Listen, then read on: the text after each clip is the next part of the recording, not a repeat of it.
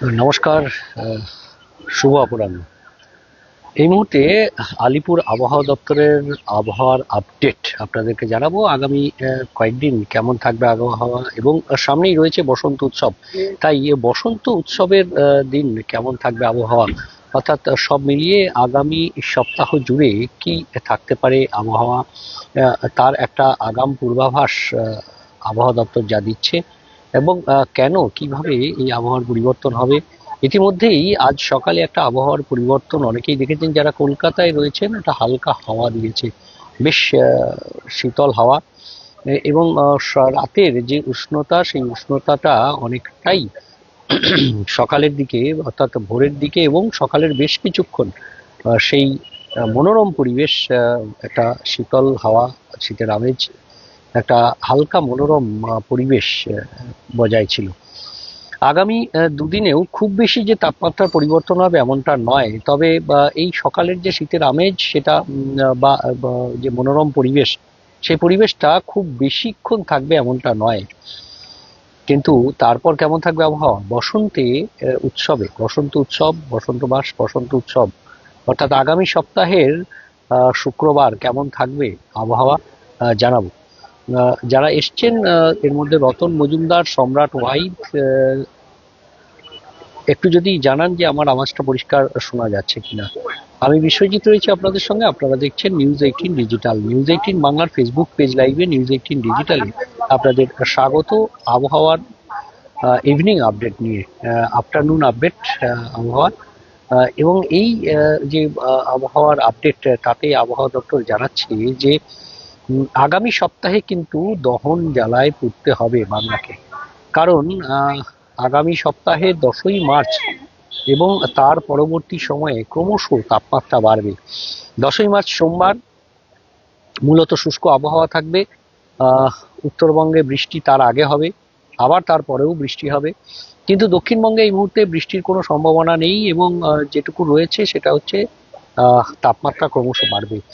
আর 10ই মার্চের পর থেকে ধীরে ধীরে তাপমাত্রা 34, 35, 36 ডিগ্রি সেলসিয়াসে চলে যেতে পারে। অর্থাৎ বসন্ত উৎসবের দিন বৃহস্পতি শুক্রবার নাগাদ, অর্থাৎ প্রায় সপ্তাহের শেষ দরজায় গিয়ে আগামী সপ্তাহে তাপমাত্রা পৌঁছে যেতে পারে কলকাতাতেই 36 ডিগ্রি সেলসিয়াস, অর্থাৎ জেলায় জেলায় 38 থেকে 40 ডিগ্রি সেলসিয়াসে তাপমাত্রা উঠে যেতে পারে। আর তার ফলেই বোঝা যাচ্ছে যে বাংলা জুড়ে একটা তীব্র দহন জ্বালা অন্তত দুপুরের দিকে সেই দহন জ্বালায় পুড়তে হবে। দিনের বেলায় তীব্র দহন এবং রাতের বেলাও গরম অস্বস্তিকর একটা আবহাওয়া থাকবে। তবে সকাল এবং সন্ধ্যায় যে মনোরম একটা আবহাওয়া, এই মনোরম আবহাওয়াটা আরো কিছুদিন থাকবে।